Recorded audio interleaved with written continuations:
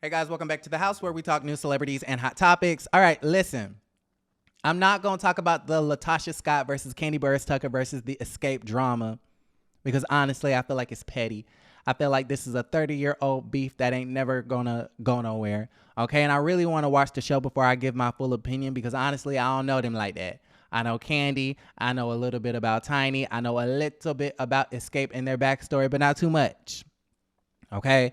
So I'm going to save my opinion until I see the show, but it all just seems so petty when it comes to this thing about the dress. I didn't even know they performed until yesterday, right? And my whole thing is, how is Latasha upset that she didn't get the memo about the red carpet dress, but apparently she got the memo for the performance wear? That don't really make a lot of sense to me. Like, how does that happen? Y'all have two outfits for one award show, and you match up for one, part of the night, but then you don't match up for the red carpet part of the night. Like, I'm confused. Okay, so y'all let me know how y'all feel about that situation. But what I do want to talk about is Kandi and the gang. Kandi Burrus Tucker went to Amazon Live to sell some sweaters and air fryers and, knives. And she basically let us know something that we've been really inquiring about as far as Kandi and the Gang Season 2. Is Bravo going to renew Kandi and the Gang Season 2? And the answer is no. Unfortunately, Kandi and the Gang has been canceled by Bravo. So let's go ahead and check this out. Thomas asks, when will Kandi and the Gang return? Unfortunately, it is not returning. Bravo is not bringing it back. That's so sad, and I am super sad about it. Okay, I'm gonna move on now because I don't even want to get sad right now. Aww. You can tell that Kandi is really, really distraught at the situation, so I feel really, really bad for sis. And honestly, in my opinion, I feel like the show at least deserved a second season. Like, was it the best thing on television? Absolutely not. It was something to hold us over until Real Housewives of Atlanta's disappointing 14th season, after they all did People Magazine interviews and Access Hollywood interviews talking about, oh my God, this season is so good, it's a real sisterhood. Calling each other bitches and hoes and your pussy is worn out and all of that, that's a sisterhood to you?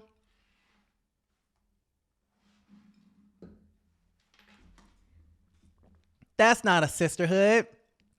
That's called desperate for a storyline to keep your checks, to keep your peaches. Okay, how Eva say, I don't want the fruit that bad. The fruit ain't that good.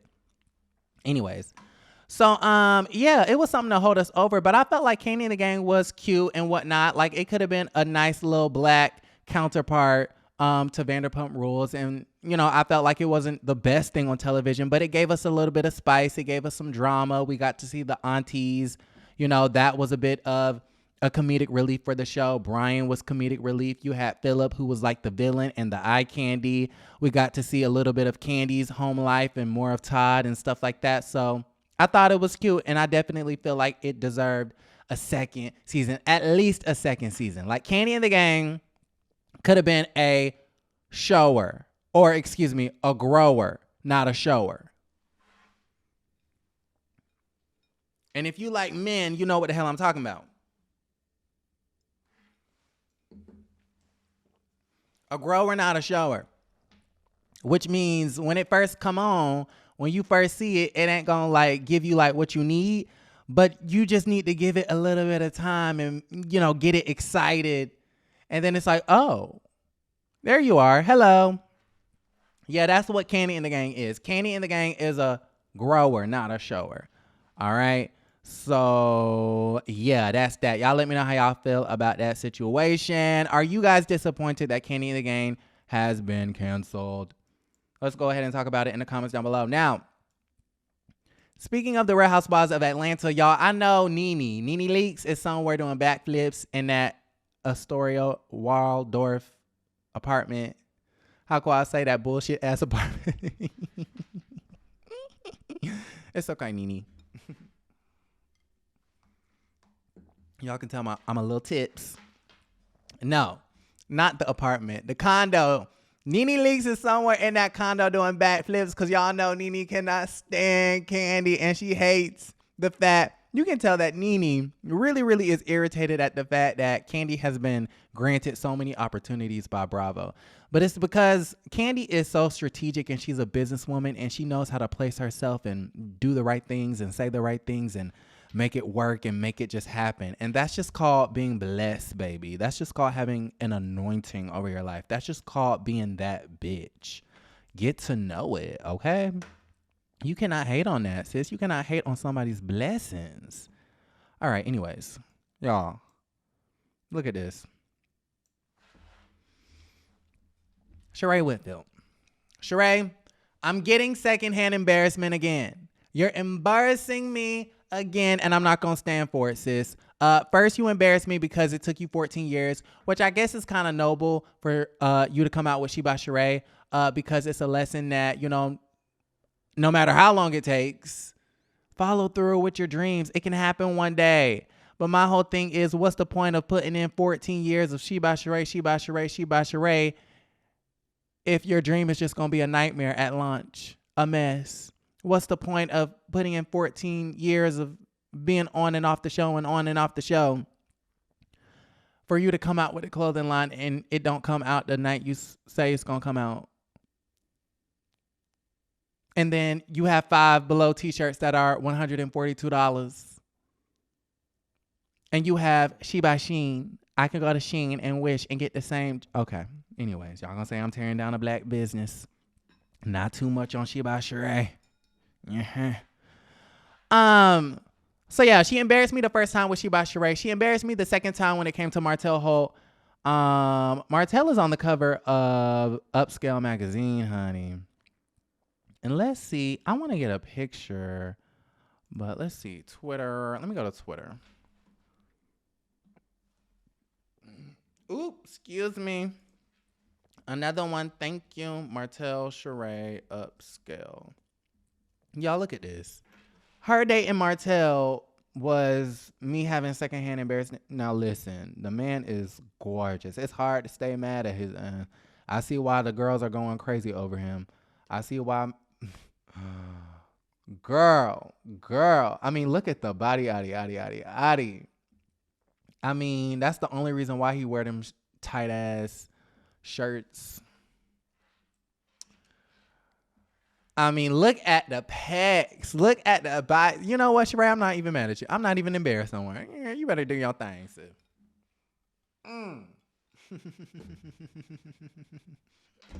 No. Okay, let me stop acting drunk. Okay. So third strike, Sheree, you're out. She tweeted, looking for interns and qualified assistants. Please send resumes to whoever and whatever at gmail.com in the Atlanta area. This is not a remote job. Okay. Qualified people only. Keyword on intern, meaning free labor, meaning OSHA, meaning equal opportunity employer, meaning somebody call OSHA on this lady. Sis, you stay trying to get something for free. Now, I don't know if you guys are aware, you should be, but I'm going to get you up to speed. I believe that it was, okay, so you know how Anthony was Drew Sidora's assistant last season, and he originally used to do stuff for Sheree and whatnot, like contacted her with a vendor for her website, whatever. Well, after the season was all said and done, Anthony went back to Sheree and started being best friends with Sheree. So my whole question is, why she just ain't hire Anthony to be the personal assistant? Why?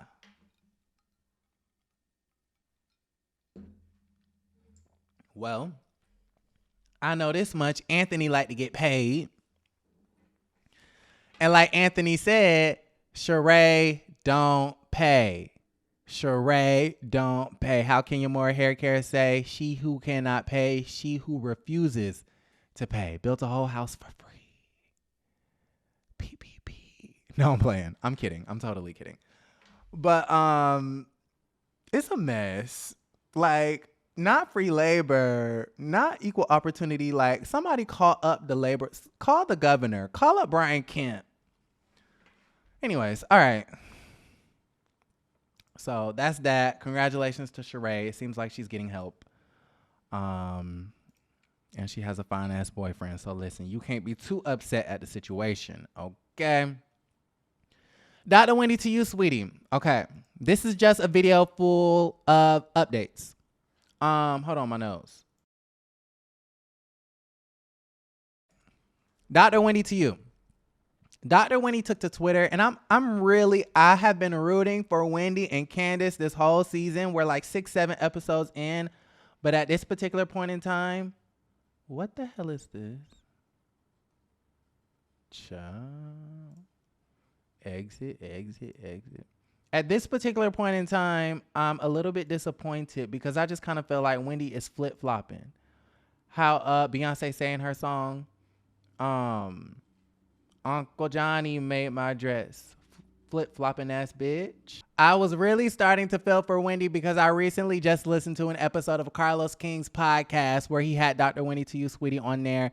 And she was basically saying the reason why she got the plastic surgery and the reason why she joined the Real Housewives of Atlanta and the reason why she decided to do the Own Ye Home Essentials and the reason why she's thinking about doing the Nigerian Lounge is because she's trying to find herself. Joining the Real Housewives of Atlanta was the first thing ever in her mid-30s that she ever did for herself. I don't even know how old she is. Alexa, how old is Dr. Wendy Osefo? Domino's was founded on January 1st, 1960 by Mark R. Morsefield. It is 61 years old. Not Domino's, bitch. Dr. Wendy Osefo is 1984. Oh, she's a youngin'. 38.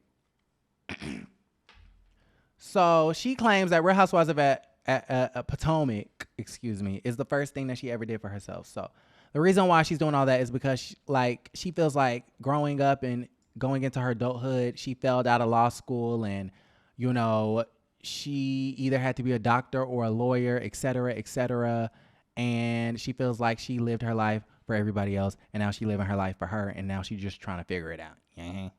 Now, with that being said, remember I told y'all yesterday that, and let me actually pull up the receipts because I feel like Wendy think we stupid. Now, Wendy, I know you have 4 degrees, but baby, I have 1. And it took a lot of brain power to get that 1. Okay, I have a bachelor's of science and communication, baby, and I know how to read and write and comprehend. Okay. So I feel like you're really playing on my intelligence, but let me show y'all this. Let me screenshot this so I don't have to pull up the whole page. She is really playing with me. Stop playing with her. Listen, Linda. Dr. Wendy posted this yesterday. She said, y'all want this to be Girls Gone Wild so bad.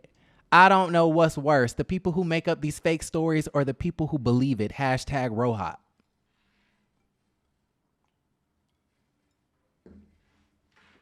What? Who made up what? Who is making up what? Wendy, I almost called this woman Wendy Williams. Dr. Wendy to you, sweetie, said out of her own mouth that she flashed the ladies. She showed the ladies her vagina. So we didn't make up this story that it's Girls Gone Wild. You created that narrative. It came out of your own mouth. And I was trying to stand up for you, but listen, Wendy, you really tried it. You're trying it.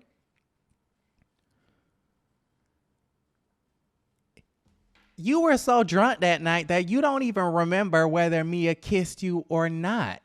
So how was this made? This came out of your mouth. Hold on. Not to upstage her. They all said I have the prettiest vagina. Well, because they seen mine. Because they saw it. Oh, said I was. That was Dr. Wendy's own words. Not to upstage Candace and her pretty vagina, but the whole cast says that I have the best looking vagina because I showed them and you showed them in Mexico. Okay, so if we keep it pushing. They said that y'all was kissing and stuff. I didn't kiss her. That's what they said. But that's not true. I mean, did she kiss me? Maybe she did. So who's making what up? Are you talking about Candace is making this up? Wendy, girl, you tried it. You playing. You think you can outsmart everybody because you got 4 degrees. Baby, I got 1 and my brain worked just as good. You tried it. Didn't nobody make nothing up. You don't even remember. And then if you listen to the podcast, it's on 2 T's in the Pod with messy ass Teddy Mellencamp. Excuse me. She goes on to say, Candace asked her, like, did you kiss her? She goes, no. And then Candace asks, well, did she kiss you? And Mia, girl, I can't get their names right. Candace asked Wendy, did Mia kiss you? And Wendy goes, did she? I don't know. I don't remember. But then you go onto Twitter and try to make it seem like we making something up. Baby, if anybody made anything up, it's the producers of the show and or your best friend, Candace Diller Bassett. I mean, I'm just saying. All right, moving right along. Wendy, you lost a lot of cool points in my book for that, for playing on our intelligence.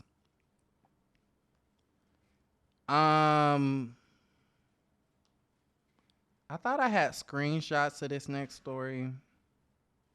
Oh, yes, I do. Last but not least, I want to bring up Cynthia.